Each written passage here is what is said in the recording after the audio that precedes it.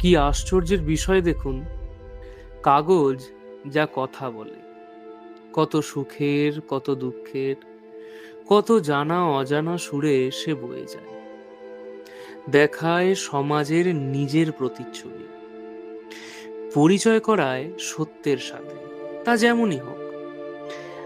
আজ সে সেকেলে, আজ তার সময় ফুরিয়েছে এই সমাজে।